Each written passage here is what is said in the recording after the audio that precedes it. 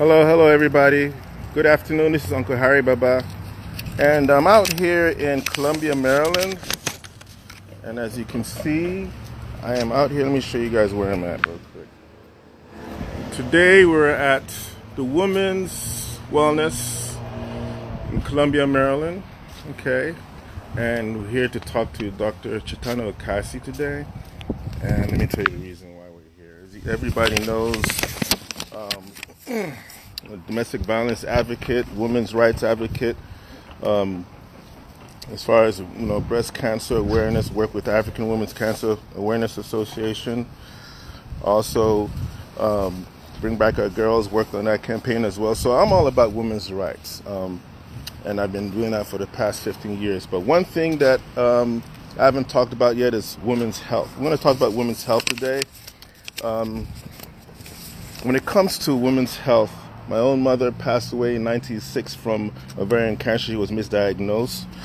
I've had friends, family members who had fibroids. Some people have went to, actually just as recently as last year, a friend, sister went to see a doctor back home for fibroids operation. She passed away. A lot of our women, especially in Nigeria and all over Africa, are passing away from childbirth. Believe it or not, still today, women are still dying in childbirth, even in America. There's some women who, unfortunately, is trying to have babies, are having problems having children due to whatever issues there are. So women go through a lot when it comes to health. And right now, today, here in the DMV, we're going to talk to Dr. Chetanna Okasi, talk a little bit about that. And I want all the women I know and everybody know, come and check her out. She's the best gynecologist on the East Coast. We're going to find out why today. We're going to talk to her in a little bit. So women's health is very important. We all have mothers. We all had mothers or sisters, aunties or whatever. And a lot of times, and even in the news recently, it's shown that African women, African American women, or minorities or Hispanic women do not have adequate health care.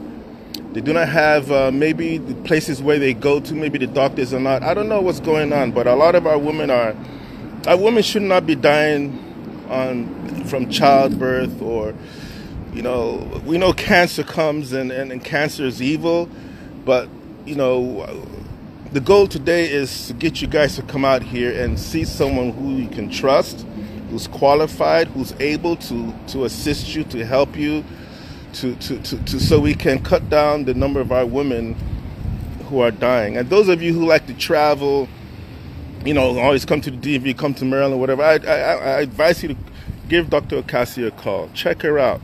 Come through. Those of you who have mothers and sisters traveling from Nigeria, UK, or whatever, give her a call. Bring your mom here. Bring your grandma. Come through. She is the best gynecologist on the East Coast. And that is the reason why I'm here today, because our woman, like I said, my own mother was misdiagnosed. So it's very misdiagnosed. They thought she had fibroids or typhoid or something, and then she passed away. But God, may her soul continue to rest in peace. She had ovarian cancer and found out late. I had a lot of people. I worked with the African Women's Cancer Association, and a lot of women who had breast cancer. They didn't get it in time. They didn't know. This is the place where you're going to come to. All the women in the DMV, Maryland, DC, Virginia, Delaware, New York. I don't care where you are. You need to come and see Dr. Chetanna Okasi. Give her a call. Come through. Sit down with her. Talk to her. Confidentiality. You know what I mean? This is what this video is about. All right. So we're going to go in here and take a look at the office and have some conversations with her. Please share this video to your mothers, to your sisters, to your aunties. Like I said, even if you don't live in the DMV, share the video, because when you visit, she's a good person to come and check out, okay? All right, here we go. All right, hope everybody can see. All right, as soon as we walk in, and here we are on the wall. I like this. She is clothed in strength, dignity, and she laughs without fear of the future. Proverbs 31:25. I like this. Hi, everyone. Hi. Hi, how you guys doing? Good. Good. Babe care, I like that. And here we have, here on the door, I can do all things through Christ who strengthens me. This is the lobby area. This is the lobby. And if you guys look on the link of this video, you'll see the address, and you'll see the phone number and website. Please follow her on IG as well. She's on Facebook, Women's Wellness Center MD. This is the lobby. Okay. And there's 2 locations. There's one in Columbia. This is Columbia location. There's another location in Greenville, convenient for you guys. And let us see what we have here. I love this. This is so... Be humble, sing loudly, live for today, call an old friend, give hugs, be curious, take a chance, hold hands, make a new friend, push fear aside, take pictures, smell the flowers, don't stop, smile at a stranger, embrace, choose happiness. I don't know about you guys, but this is the kind of doctor's office I want to come to. There's a lot of love here. It says, hello, beautiful. Now that's very empowering. All women are beautiful. Do you guys believe that?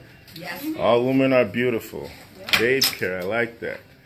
So this office is and if you're a woman from age 18, 20, 30, 40 to 65, please come here and see Dr. Okasi, see the lovely staff here. So I'm going to bring you guys inside here. Let's knock on the door.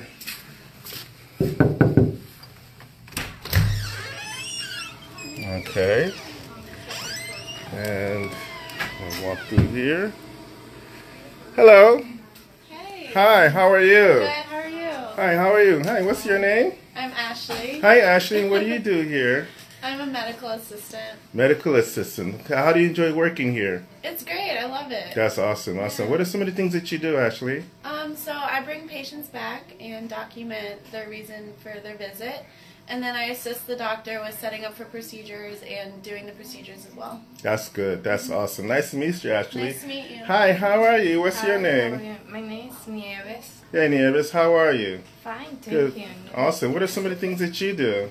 Excuse me? What do you do? What are some of the things Yeah, you do? I'm medical assistant too. Medical assistant Thanks as well? to Ashley, yes. Awesome. That is awesome. It's great meeting you. I'll let you guys get back to work. Nice meeting you. Bye, nice to meet you. All right. There's the area here. And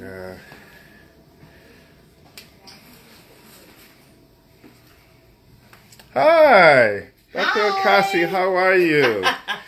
Well, I love your office. I love your. You know what I first noticed? I've noticed the lovely sayings and the proverbs and the things from the Bible that you have, and very reassuring, very empowering, and the babe and all of that. It's awesome. So thank you. Well, welcome everyone to the Babe Cave. The Babe Cave. The Babe Cave, exactly. Okay, I like that, because men have man cave. We sit there, we watch soccer and stuff, but this is the Babe Cave. This is the Babe Cave. And this is where women come, and like I tell them, this is your sister's crib. So my home is your home. Okay. So welcome to Women's Wellness. Okay. And I was just finishing up some work in the exam room, so we can head on out. All right, awesome. Well, let's follow you. Sure. Lovely office you have here. Thank you. Thank you. And this is my office where I rush in and rush out, finish up my notes. Okay. So I do have a few questions. Could you briefly tell us what are some of the services that you offer here at Women's Wellness? I offer all GYN services for women of all ages. So depending on the age of the woman, the needs are different. Some of the younger girls or even older women come in for birth control, and we offer all kinds of birth control. I like to talk to young girls, not just about the product itself, but their lives, like what's going on. Why do you want birth control? How do you feel about hormones? Some people don't like hormones. So I love having that discussion of what's best for me. I could give them a lecture on different types and this and that, but I love the aspect of getting to know my patients first, and then telling them what's out there and what will work for them or what won't work for them. And being a woman, I have had the privilege of using just about every product that I sell, so I can tell them I can share with them my experiences, my feedback, and we could talk about side effects all day. And I love to acknowledge their experiences. So in addition to that, we also have patients who are trying to get pregnant. You know, they don't want birth control. They want to get pregnant. And that's definitely something that I can talk to them about, some of the things that we can do. Basically, how do you take control of your body? How do you understand your body? And how do you make it do the things that you want it to do? What are your expectations? How do we understand the best time to do this or the best time to do that? Then there are patients whose bodies are not behaving quite the way they would like them to. So they come in and then we talk about, okay, what's going on with your reproductive organs? Most of the time it's good news. A lot of women are afraid. Okay. Why are they afraid to see the doctor? Just like men. I know men, we've been always, we don't like going to the doctor till when we get old and things start hurting. So I didn't know women are afraid as well. Well, they are. Most people don't like to come to the gynecologist because of the fear of what am I going to do to them? What am I going to stick in them? But it's not always that. I actually have a very sensitive approach to my patients because I don't like to be touched myself. So when I deal with patients, I feel like I am the patient. So my approach is very gentle, very slow. And most patients, when they come here, they tell me, "Oh, I had a horrible experience." I said, "No. Let's take a deep breath. We're gonna calm down, and we're gonna do everything we do. No sudden moves. Everything nice and slow." And I have wonderful responses. So my patients feel very comfortable. I actually love patients who are afraid to come to the doctors because that's me. You know? That is so me. So I am the patient, and I love having a practice where they can come and just know that, okay, don't be afraid. I'm on your side. I got you. We'll be as slow as we need to be when I touch you. There's also that fear, not just of the pain or the anticipation of pain, but also we have information overload on the internet. So there's cancer everywhere. So a lot of it is anxiety, mental stress that is associated with just healthcare in general. You know, in addition to the internet, there's the reality of family members. So women of all ages, even the young people, it used to be that your parents' friends had a problem, this cancer, that cancer, but now it's not your parents' friends. It's actually people you know. It's people your age. It's people who you just never expected these things to happen to. So realistically, women are coming in concerned, and I get that, and I love to bring them from that point of discomfort to just knowledge, like, okay, this is what's age appropriate. These are the sorts of screening tests. This is how we can make sure that you don't get caught out there. Some cancers are preventable. Some cancers, it's a question of early detection, like breast cancer. So how do we talk about the mammogram? When do you start? Of course, there's always the information that we get about family history, etc. So bringing all that to the table and talking about it with a medical professional, I think does a lot to just calm down the fears of women. And then next steps. What are the next steps? What can I do to not be the next person, you know, under this circumstance? So I get all that. I think my biggest strength as a physician is that I have a very large family. I come from from a family of just women who love each other, and when illness strikes one person, it strikes everyone. Everybody. So when I see my patients, I look at them easily. It's so easy for me to see them as a family member. So I feel like I also have a vested interest in their health and well-being, because I understand intimately that whatever is going to affect this woman is going to affect more than one person. It's going to affect the village surrounding her. So it's easy for me to make myself a part of her village, and so I do my part. I do my part to see to it that we get the information. Knowledge is power. Truth in knowledge is key. Get all the information that they have in their heads. You know, what are the facts? And more importantly, how does it pertain to you? And I don't just limit it to gynecology. So, for example, when the patients come in, yes, we talk about, you know, women's health issues, but I feel very strongly about colon cancer as well. So the colonoscopy, that's very important. And by the way, cardiac disease is still the #1 killer of women. Really? Yes. So looking at women as a whole, it's the pap smear, yes, you know, cervical cancer screening, but it's the whole body. What are the things that we're concerned about? And we look at those, but we also look at what are the things that we are at risk for. So if your blood pressure is high, that's something that I would feel compelled to address. In fact, I will address, because that's going to get you before cervical cancer will. So I monitor the patient just as a whole, like a family member. You know, I know, again, if this thing gets out of hand, it's more than one person being affected. Exactly. It's her whole village. It's a family crisis. So these are my sisters, and I look after them. Yeah, I was just talking, before I came in, I was just telling the audience about my own mom who passed away from ovarian cancer in 96. They misdiagnosed it for fibroids. And speaking of fibroids, so I have a friend whose sister just passed away from fibroid operation in Nigeria. So women that have, so basically they're feeling any discomfort at all, they should come to you, they should call you. You can discuss that kind of, my absolute pleasure. Okay. My absolute pleasure. I mean, I love to talk about these things. Right. Whether the pain is due to fibroids, due to cancer, or is it just gas? I mean, who knows? There's only one way to find out. That's to find out. Exactly. I think one of the greatest barriers to healthcare is just fear. People don't know. You don't know who you can talk to. You don't know who you can trust. You don't know if they will, if the person you're talking to even understands what you're saying.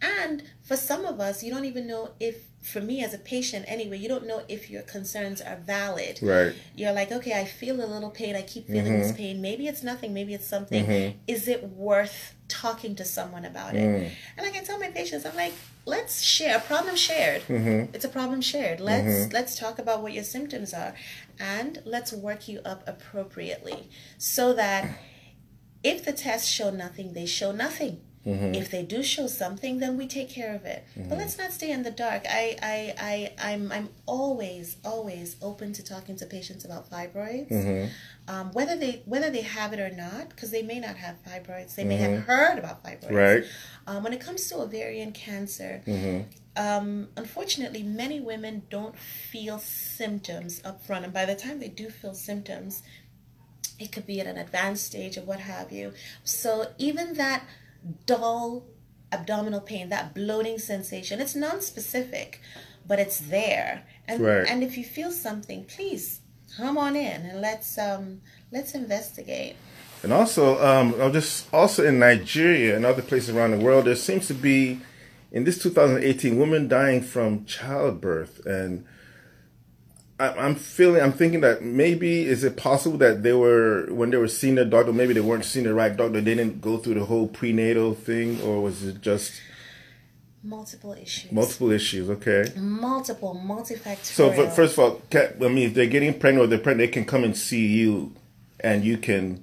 I do mainly gynecology, so I don't deliver babies. I don't do prenatal care. Okay. However, I deal with women who are looking to get pregnant, having issues, difficulties getting pregnant, thinking about becoming pregnant, even if they don't have any issues. Right. I also deal with women who are going through early pregnancy changes. So, they're not sure they're pregnant, how far along they are, and the discomforts maybe of early pregnancy. But once the pregnancy goes towards the end of the first trimester, I will always transfer the patient to an obstetrician to continue with prenatal care. Good. For as far as women having difficulties in pregnancy, because I have done quite a lot of obstetrics in the past. It's multifactorial. It's multifactorial. So there's still the bottom line of prenatal care. As soon as the pregnancy is identified. That's why I love to see patients coming in. They're like, oh, I missed my period. I'm like, oh, sure, let's confirm the pregnancy. Exactly. How far along you are. Let's identify risk factors. What are the things that could give us a sign that you might be at high risk for having a problem pregnancy? Okay, then we can deal with that. And I can actually triage you from the beginning to see, okay, this patient is going to need a high risk obstetrician or high risk obstetric care, etc. But the actual pregnancy and the way it goes, it's multifactorial, but to a certain extent, it's unpredictable. Some women just are more highly susceptible to problems in pregnancy. And that's just the bottom line. And many times it is unavoidable. We'd like to think we can control and avoid everything, but I can tell you as a high-risk OB patient myself. Many things that happened to me, I did not see coming, and I'm the doctor. Right. So, and I also, of course, you know, managing other patients. I mean, for the most part, you're pregnant. You're minding your own business, you know, whether or not you've had poor pregnancy outcomes in the past. I mean, who knows? But this is a healthy, normal pregnancy as far as you know. Right. And then all hell breaks loose. So again, the grace of God. I tell all my pregnant patients, I'm like, listen, we could do all we could do, honey, but you're going to have to put this pregnancy into the hands of the great physician so that even if anything were to go down, he's got to be there to help. A lot of things that happen in pregnancy are unpredictable and sometimes, unfortunately, uncontrollable. So we rely on his grace. We do. Yes, we do. And also, I had friends who come, you know, mothers and grandmothers visit from out of the state, out of the country. They can always call you and come and see you, pretty much. I mean, is that recommended? I have a lot of international patients. Awesome. And what I find is that it's not so much that the care that they receive internationally is bad, but it's variable. So some patients come and they have been seen by doctors. Even in Nigeria, I have patients from Nigeria, from Pakistan, from India, from Spain, from you name it. We have a fairly decent lots of patients from the Middle East as well. We have a fairly decent international population.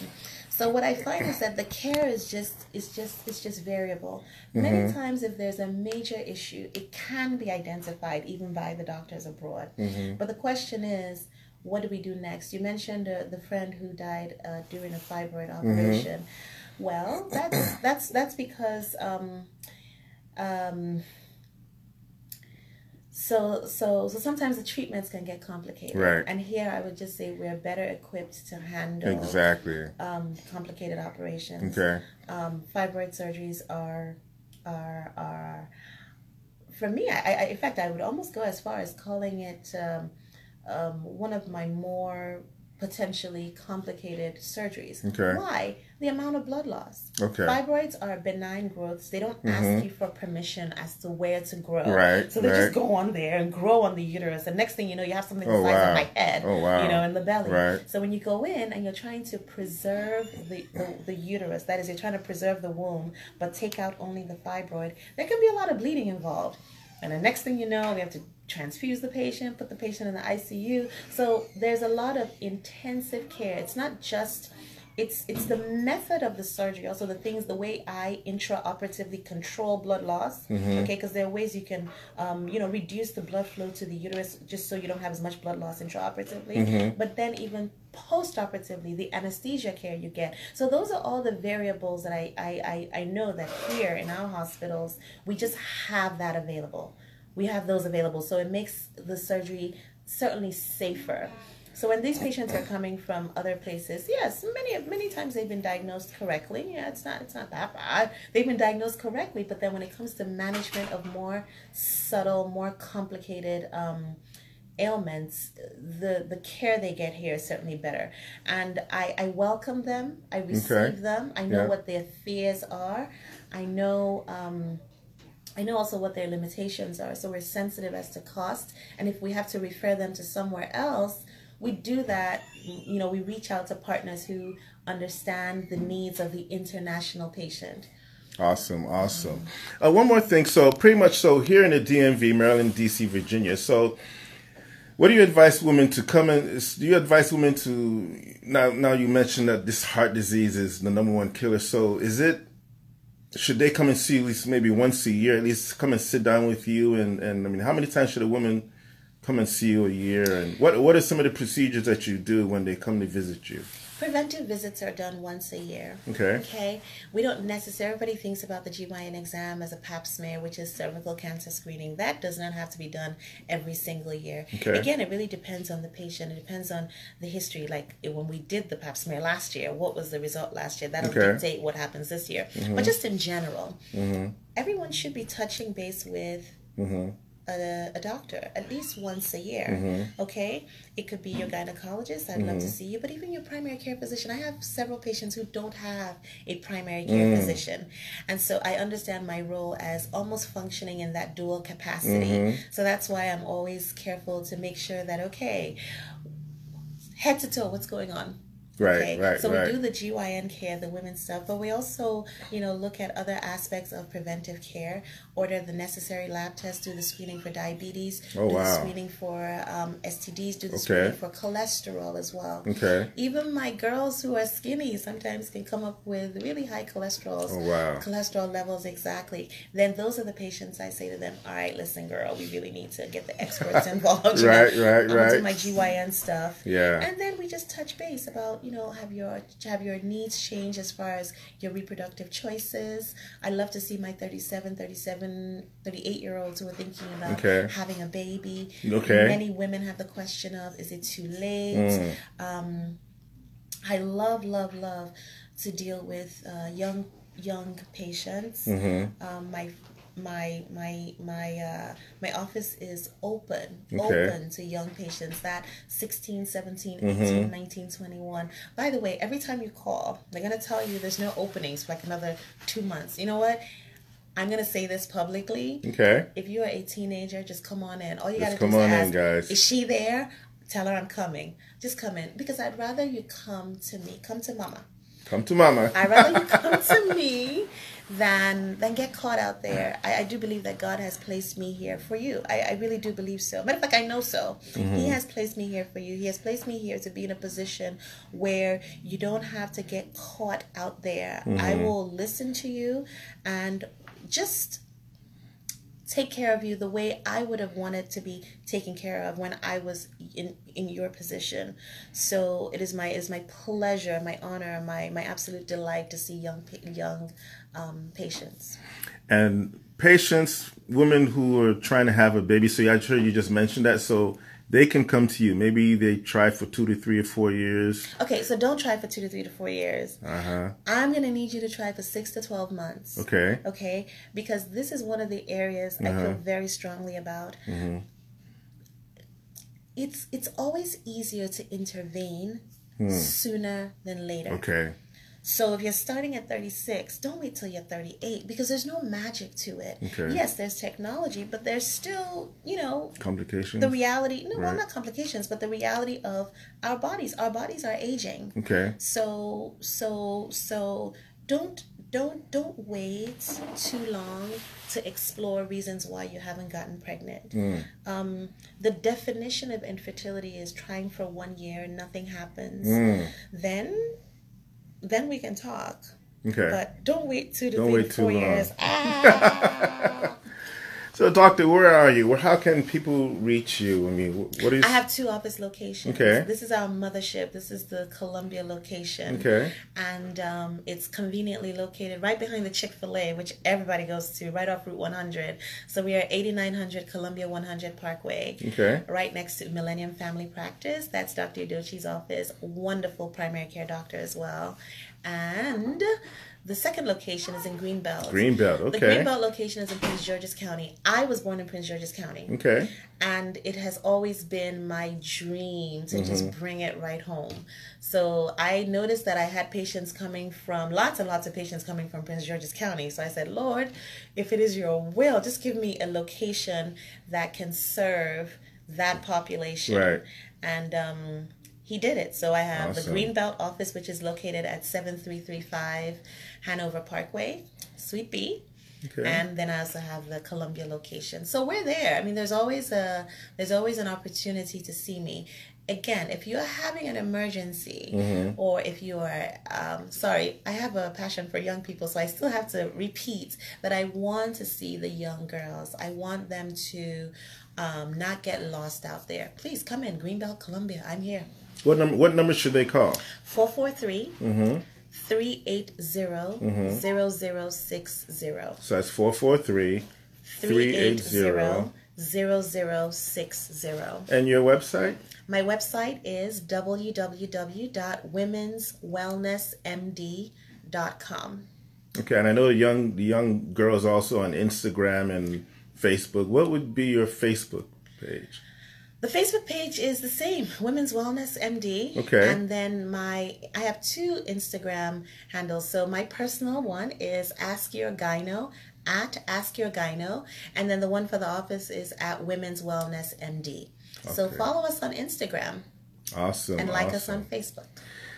Well, this has been great. Like I said, I really wanted to come and see you because I've been a women's advocate as far as, domestic violence, bring back our girls, things like that nature, just women's rights in general. And never really talked about women's health. So I'm so happy to come and see you today. Yeah, well, they're all related. Yeah, they're all related, yeah. And I thank you as a man for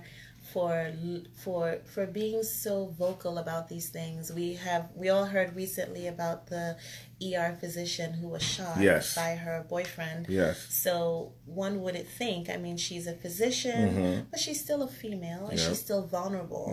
And it really breaks my heart that unfortunately this is the nature of it all. Right. This is the nature of it all. So thank you for joining us in that mission to You're welcome. Take care of women. You're welcome.